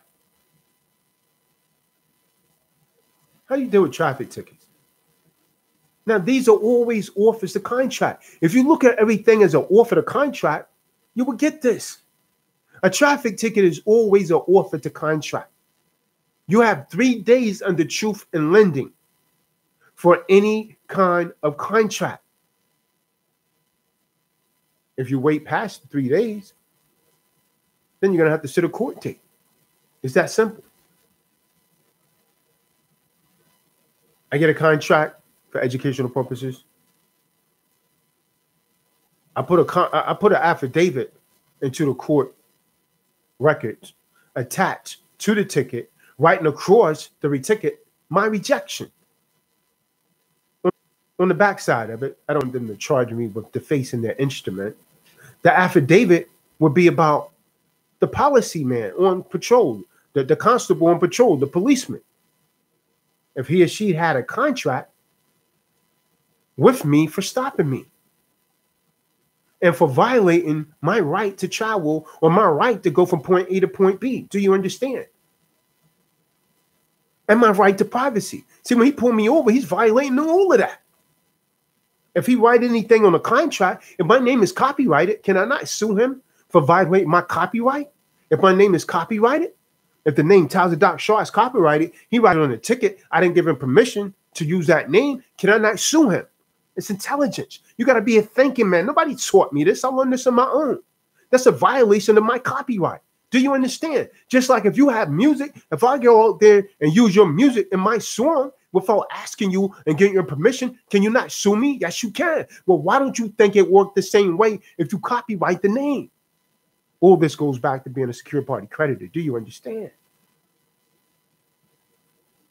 So I write across the contract, your offer to contract is hereby rejected and returned to you unsigned in full accordance with truth in lending. That's what I write on the ticket. Works for me every time. What the heck you mean it doesn't work? Any further correspondence from the signer of the document and the heirs, agents, must be done under penalty of perjury. If you think you're representing me or assume that you're representing me, you are terminated. Remember that any further correspondence not signed under penalty of perjury is returned and answered the same way. That's all you got to do. That's all it's required, man. They're going to try and get you on some jurisdictional matter if you can't figure it out. But if you can, hey, that's the end of the traffic ticket. And once they see that you know what you're alleging that you know, they're going to go away. You can make them go away almost every time. But it's all in how much you are willing to apply yourself. And the fact of the matter is, most people are not. Most people don't even understand what money is. You see, it's all about contracts. It's not even about the Constitution anymore. It's supposed to be. The Constitution is supposed to be the supreme law of the land. So in the 1950s, the Uniform Commercial Code was presented to their states as a mean of unifying and generally acceptance of the procedures for handling their legal system and their commercial transactions. So every state's under it now. So that is the new contract. That is their new world order. That is their new way of dealing with you. Now, can you learn all of these? No, you can't. It's far too many. It's far too many. But if you learn contract law, I can promise you that you will master it.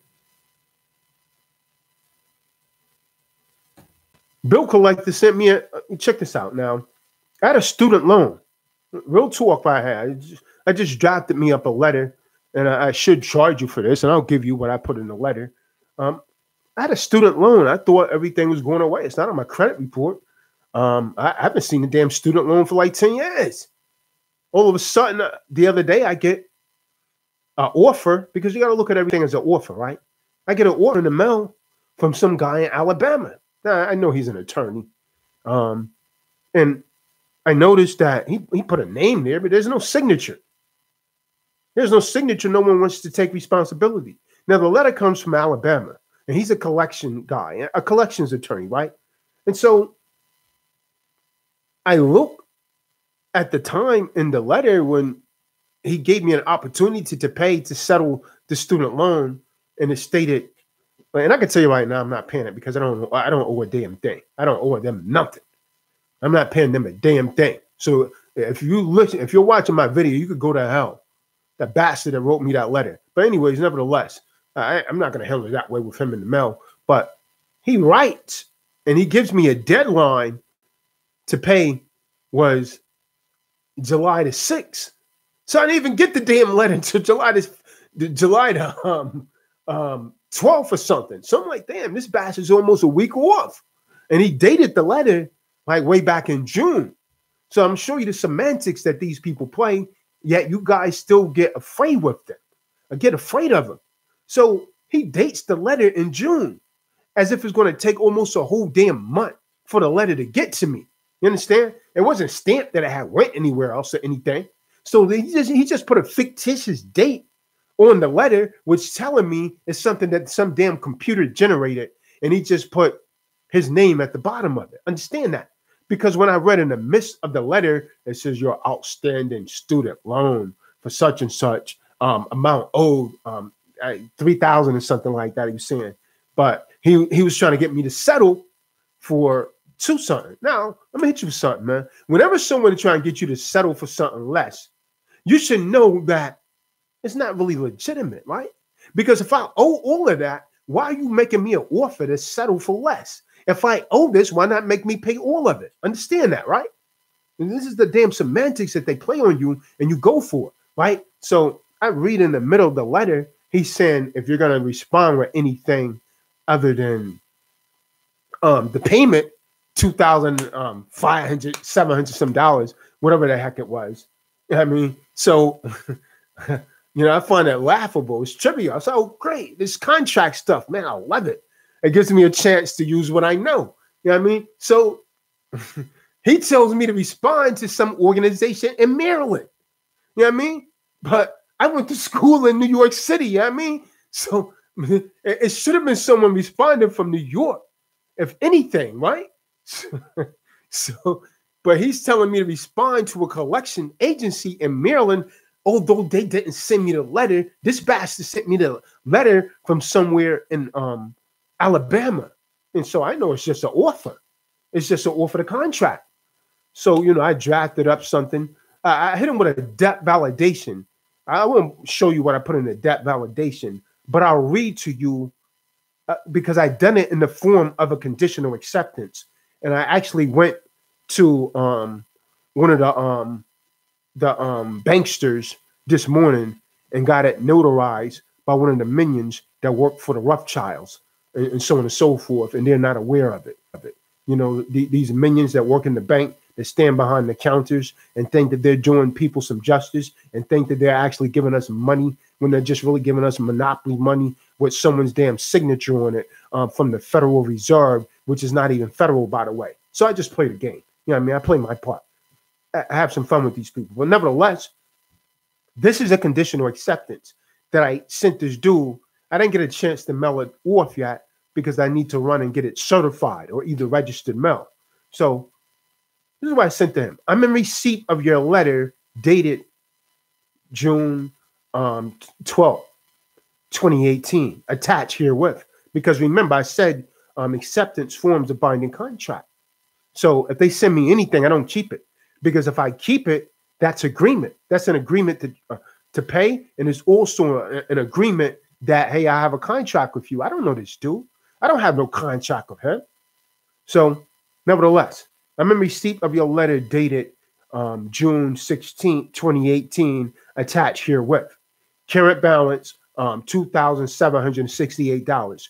Please find enclosed attached documents sent to, I won't give the dude's name, CFO, including but not limited to remittance, which is accepted, that has set off, settled, and closed the account. See attached Exhibit A. I attach a copy of my conditional acceptance and my accepted for value. Therefore, you entered into a valid and enforceable contract with me, received the benefits of the contract, and agreed to set off and settle and close the account in accordance with the terms noted in this agreement. The account is set off, settled, and closed. Further attempts to collect on an account that is already set off, settled, and closed leads me to believe that you may be guilty of committing fraud. Now, did I charge him with committing fraud? Did I say he was committing fraud? No. I said that it leads me to believe that you are guilty of committing fraud and shall incur a penalty of $75,000 US. If your attempts to collect fail into credit the account via remittance or mistake, please adjust the account to reflect parties' agreement that the account is set off, settled, and closed to avoid occurring any penalty or liability in the account regarding. Then I just put the account number, and then I just went down and done the debt validation and reminding him of the things that's actually in a debt validation, because the debt is no longer, and years ago, this thing had actually hit my credit report, but it's no longer on the credit report. And since it's been removed from my credit report, these bastards shouldn't try to collect on it. But that shows you how wicked this system is, man. And so if you allow these people, man, out of fear, they will railroad you. They will railroad you. And I know that this dude is looking for an argument. So did I give him an argument? No. An argument would be like, oh, no, I don't owe this. That's an argument. That's the mind of a debtor. Did I say I didn't owe it? No. I gave him a conditional acceptance. And with a conditional acceptance, they can't even get a matter into court because I'm conditionally accepting his offer upon conditions. So in order for anything to go to court, there has to be a disagreement or an argument. Understand that. So you got to be a thinking person. This matter can never go to court as long as I keep conditional accepting it. Hey, well, you trying to send me to court? Well, here's my conditional acceptance right here that I sent them on July the 16th. So is he going to accept it or not? There has to be a dispute for anything to go to court. There has to be a disagreement. Do you understand? I'm giving you the law. I'm giving you right knowledge. See, creditors do not argue the facts because the facts are on the moon. Told you that in 2010. I stand to win. What do I care about what they're charging me with or what he says I owe? They're de facto government. They're not even legally established. Not officially. You're the authority. You go in and you give them validity. Then you want to argue. You're the authority. If you recognize them, you gave them validity. I just go in as Tazadaq, as intervener, to settle all charges outstanding. Did you not get my record? Excuse me, Judge. Did you not get my conditional acceptance? That's all I go in and say. They said, Tazadaq, how do you keep winning? Judge, did you not get my conditional acceptance? And I don't have anything to say here. Either I'm going to object or I'm going to refer them to the record. They keep trying to get you to talk, and you keep jaw chatting. You keep going in and running off at the mouth. You keep jaw chatting, getting yourself in trouble. And when you talk, viva voce, it's going to override everything that you have in the record. Understand that. And a conditional acceptance is always a counter offer. A counter offer makes you the plaintiff. Even if you go in as a defendant, I submit my counter offer. I become the plaintiff. A counter offer is a statement by the offeree that has the legal effect of rejecting the offer and proposing a new offer. So this man sent me an offer. What did I give? I gave him a conditional acceptance. I gave him a counter offer. Now his offer is rejected and my new offer is on the table. Prove to me that I owe this. And I make him go away every time, waving 2 fingers in the air. Peace. 2 fingers. It's always an offer. It's always offer and acceptance, folks. Offer acceptance. Offer acceptance. They make me an offer. I make them a counter offer. It's really that simple. But you're making it complex. Shalom, brother. Shael Benoit, the Hebrew master. Hey, remind me, man, the next time I'm in Durham, let me get your autograph, brother Shael. Let me get your autograph, Big Shael. I need an autograph of a Hebrew master, man. Yeah. This cat got every Hebrew book that you could think of on how to write Hebrew. But anyways, Tazadaq. So, I mean, the black robe, because some brothers, they got charged with some crazy things. So they come in, well, so-and-so, John Doe, you've been charged with murder. Well, John Doe, you just give him a counter offer because it has the legal effect of rejecting the offer and it's presenting a new offer. It has the legal effect of rejecting the offer and presenting a new offer. You have got to get a Black Lord's Dictionary 4th or earlier. You got to. You should get my books. Go to my website, Amazon. You should get them because your life is going to change. Some people complain, oh, Tazadaq, you want to charge $1,000 for the secure party creditor? $1,000 to change your life, man? If you learn this, do you realize your whole damn life will change? Ask Sean. This dude came to me with 7 felonies, man, in 7 different states for being a hustler. Sean Watts, man. I don't mean to call his whole name out, man. This dude came to me with 7 felonies. This dude was broke and fucked up. You know what I mean? And he's a hustler, though. But he had faith. So Sean Watts had over $6,000 or some dollars in traffic and moving violation. Ask him, did he not discharge him? Ask him, did Tazadaq not teach him how to discharge him? Ask him. You can look him up. You heard him on my videos. He didn't make up those testimonies. Ask him how many times he got pulled over by the California Highway Patrol and they let him go. With no driver's license, no plates on his car, they let him go. Because he learned what a creditor really is. But he had to go through the struggle. In the beginning, he didn't believe it. He said, Tazadaq, this stuff don't work, man. He sent something in, they sent it back to him. I said, brother, that's only a counter offer. Did I not tell you that was going to, what? Did I not tell you this was going to happen? Where's your faith? But then when he sat down and actually study, he started to get it right. Ask him, did he not discharge $10,000 of credit card debt? I have better things than to sit around and make this stuff up, man. I got better things to do with my time. So if you don't want to learn, don't come on my channel. If you want to go and listen to this person, that person, it's going to confuse you because I have a different teaching style. All people don't teach the same. I don't teach you like someone in some college lecture. I teach you by experience and through example. Understand that.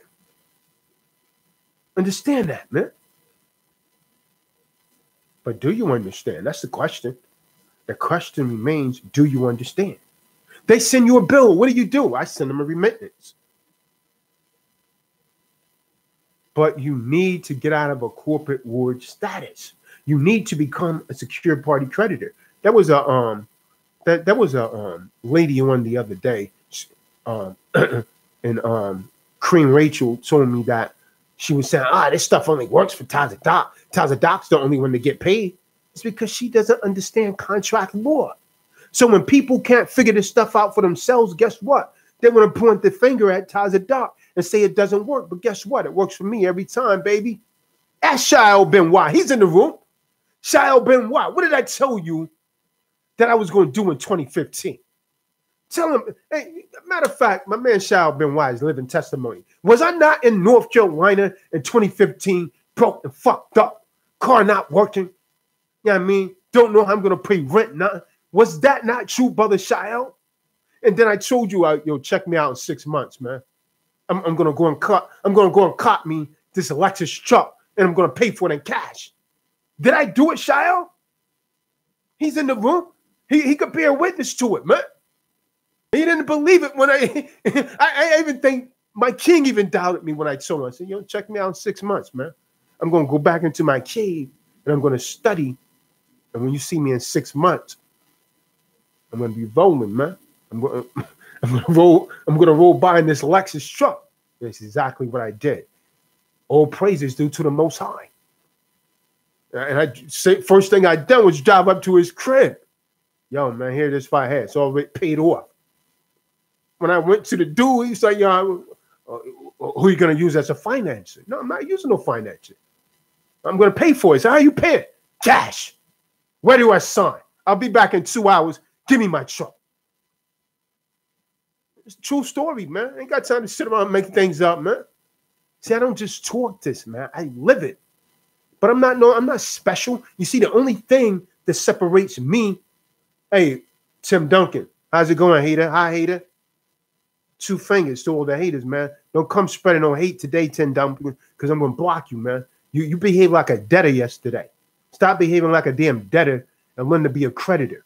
Debtors, they love to argue. They love to cause controversy. You need to get your mind right, King, because you'll be in your emotions a lot like a female and you defending damn homosexuals and all that. So you better check your spirit, King. Check your spirit. Don't come around here with that foolishness today. If you'll be on an emotional roller coaster like a female on her menstrual, you need to go to another room. Because if you don't agree with what's being stated here, keep it moving. Keep it moving. Because there's something that keep attracting you to this room. Do you understand? Something keep bringing you back. There's something that's making your spirit magnetic to what I'm saying. So stop all the hate, man. So if you come in peace and love, but 2 fingers. Be out. Anyways, back to my topic. So I'm not special. The same thing that I did, you could do. But you see, the only thing that separates people that's doing great from people that's average and mediocrity is devotion, is perseverance, is being strong, is pushing through the difficulties and struggles by the power of Yahweh. Because on the other side of that struggle, man, is everything that you want. It's just like I told you, man, everything that you want, every reward in this life comes gift wrapped in struggle. It comes gift wrapped in difficulties. It comes gift wrapped in hardship. So if you want a good marriage, you got to endure the struggle. There ain't no such. You reading too many damn fairy tales that you think you're going to get with someone and everything falls in place. It might be like that from the beginning, but you're 2 different people coming from 2 different families, raised from total different values. So when you come together, you're going to get static, but you can't give up during those difficult situations. You got to adjust. You got to learn to adjust. That's how you make it through the struggles. Understand that. But if you give up during the struggle, you're going to miss your gift. Because a gifted, and guess what? You try to replace it with that theory, that aphorism, where the grass is greener on the other side. So you go out and you look for someone else. You go out and look for someone else, and they worse than the person that you got. Or you get with them, you be like, damn, I should have stayed with so-and-so. So it may take you a lot of years to figure that out because some people are not that smart.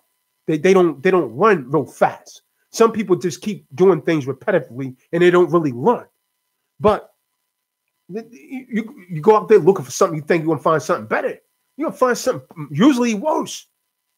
Don't you know that 50% of first marriages end in divorce and 60% of second marriages end in divorce? Do you understand? So you better, if you got someone, initially your right choice was usually your first choice. So you better take what you have and work with it unless they're just wicked. Now, if the person is wicked, you could justify leaving them. If they're trying to worship some other guy and try and pull you off your deen of the Sarata Mustaqim, then hey, shalom, have a nice day. But if they willing to walk on that straight and narrow path with you, you got to overcome those differences. It's the same thing with the secure party creditor stuff, man. You got to study, study, study. And then once something's going to click, you're going to start, because if you're a thinking man, if you're a person from the streets, you can figure this stuff out, man. You just need to be able to think. It's offer and acceptance. That's all it is. They're giving you an offer, you give them a counter offer. You know, just get above the fear, because fear prevents you from thinking clearly. When you're afraid of things, you don't think clear. Why? Because emotions become involved. And when you're trying to follow something emotional, you're not going to follow it correctly. You're making decisions based on emotions, based on how you feel, instead of practical mathematical reasoning. Oh, I don't like Tazadaq. Why? Because he teach so harsh. He say things that hurt me, so I don't like him. Yeah, but is what Tazadaq saying is the truth? Is it going to change you? If you listen to it, is it going to change you for the better? Because when I tell you things, I'm speaking from deep passion. I'm speaking from deep passion. I'm giving you love because I want to make you better. But sometimes we don't want to be better. Why? Because we don't like to be told things, man, that make us feel uncomfortable. Why? It's known as cognitive dissonance. Cognitive dissonance is how the U.S. de facto has actually programmed us to think that anytime something is trying to come in that makes us feel uncomfortable and it challenges our belief, we're going to reject it. We're going to reject it. So if someone in a relationship is telling you something, keep in mind, they're usually not trying to tell you because they're trying to hurt you. They're telling you because they want you to be better. But how do you get real puffed up? You get puffed up and you want, oh, who the hell he think he is to tell me this?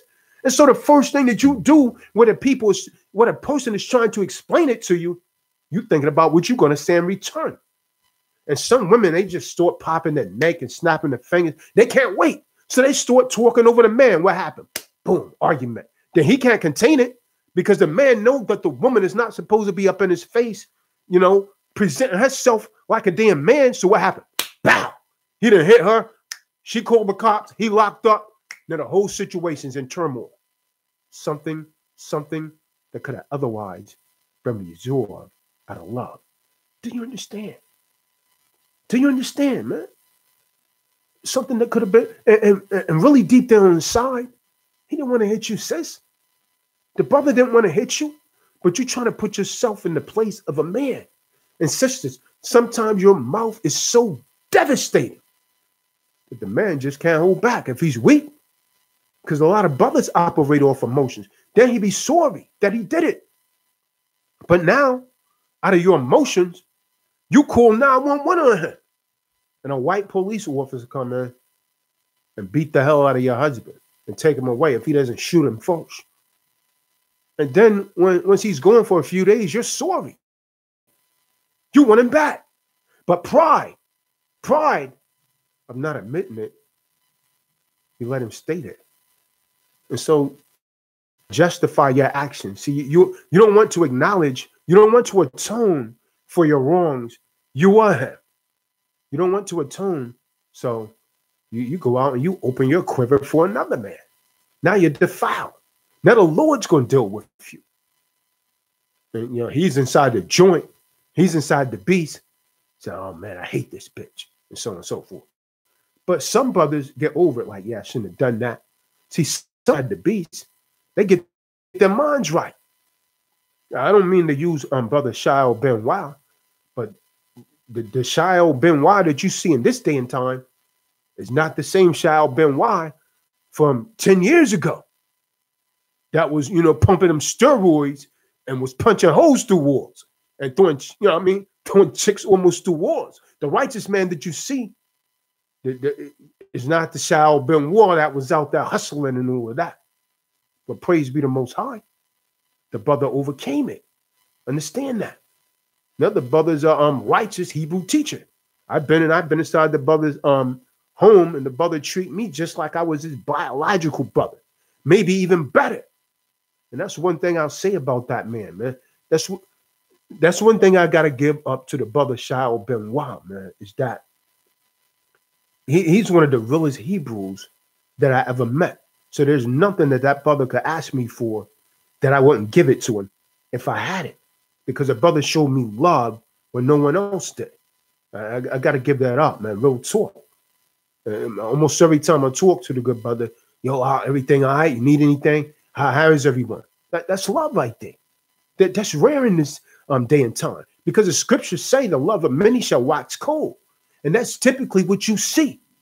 Typically what you see is that you'll see people broken down, man, and people drive right by them and won't help them. You'll see people broken down on the interstate. People drive right by, won't even help. Won't even help them, man. Won't even help them. Just turn their head like it's not happening. Look at the young boy. Check this out right here.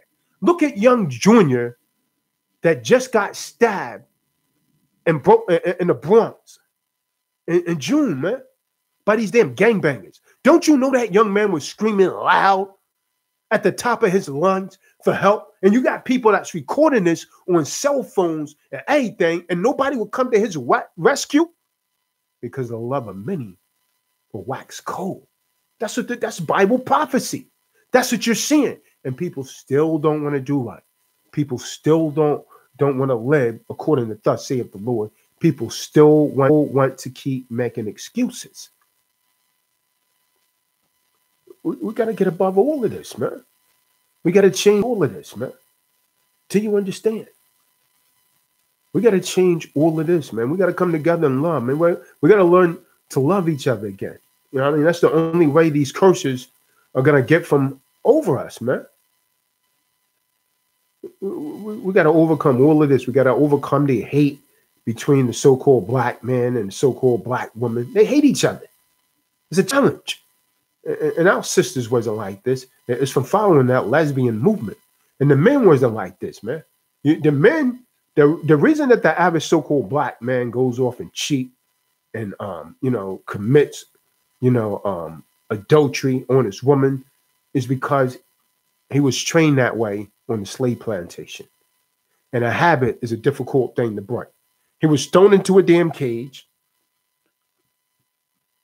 taught to mate with a woman not of his choice. He may even slept with a daughter. And so that they inbred that into you, man.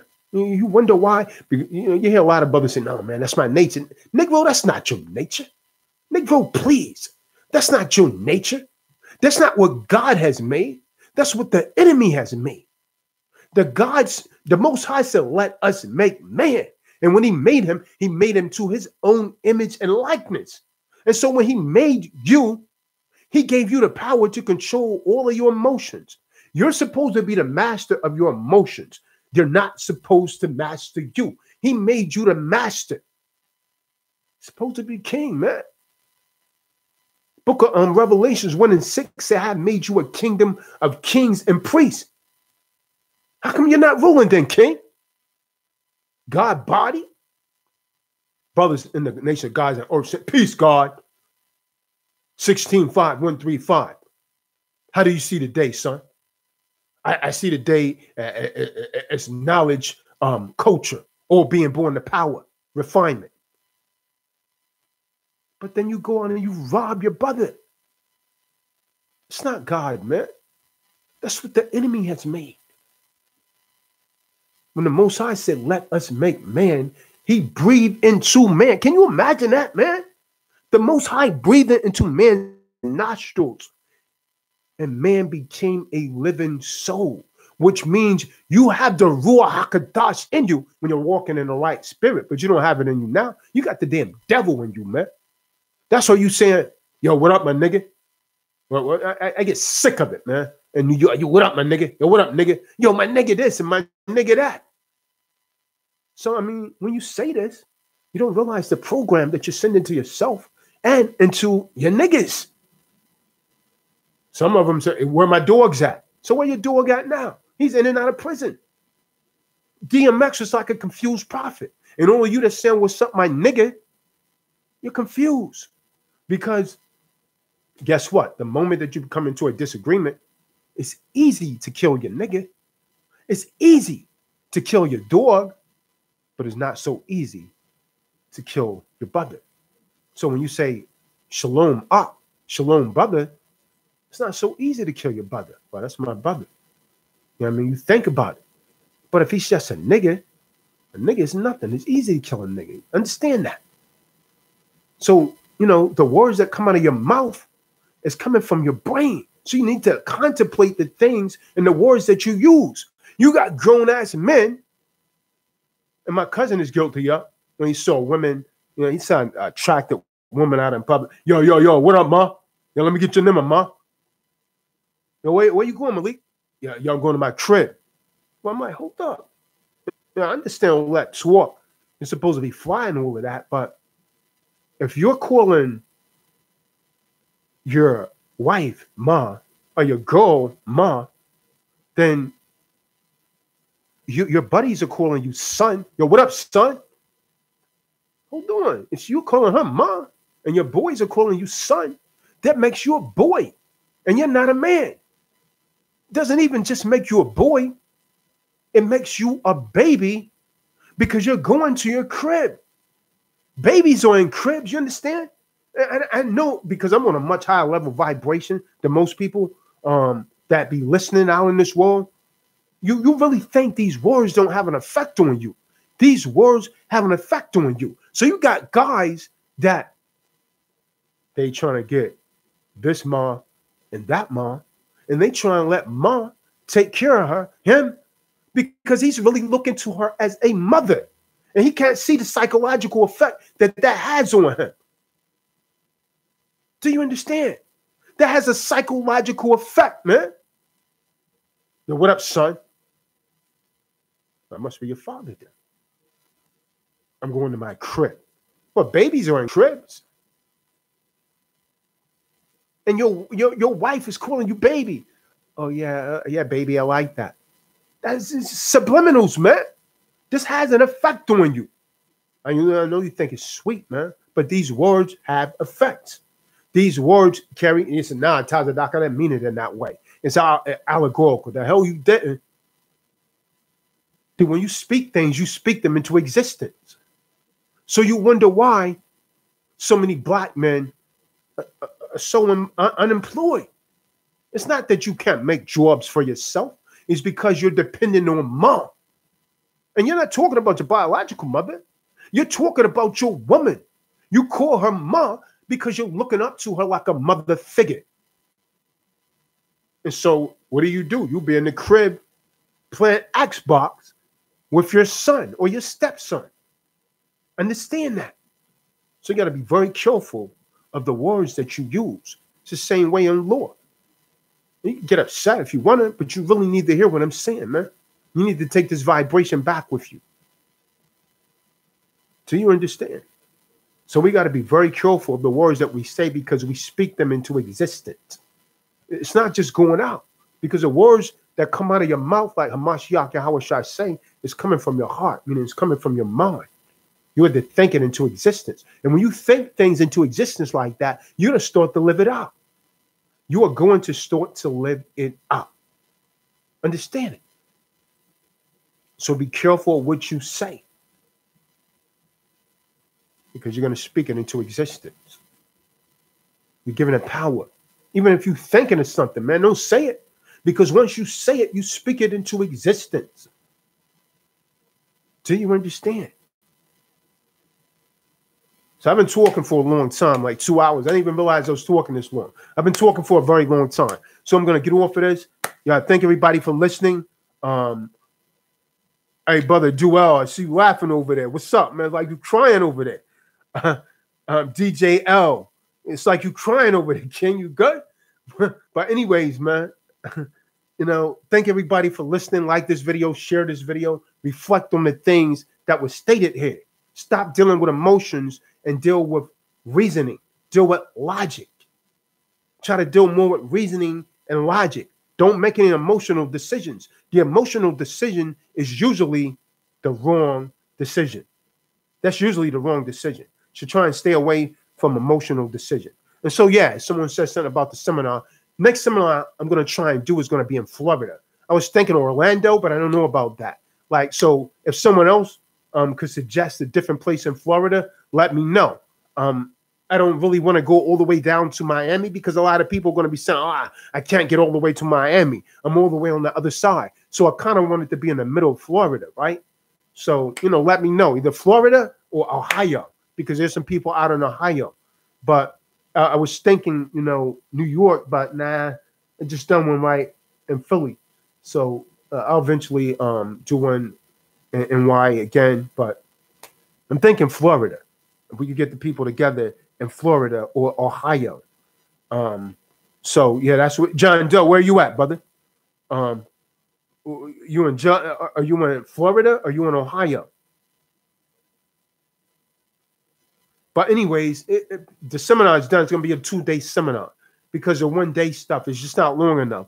Just have too much information to put out. And so that at this next seminar, I literally want to go over the commercial lean process for people that keep getting hemmed up over these, you know, these funny dudes, man, and the priestly garments and all of that. You know what I mean? So with that, I'm going to say Shalom, Kwam Yasha Allah, Karat Tazah. Thank everybody for listening. Peace. 2 fingers. I'm going to say Shalom. Tazadaq is out.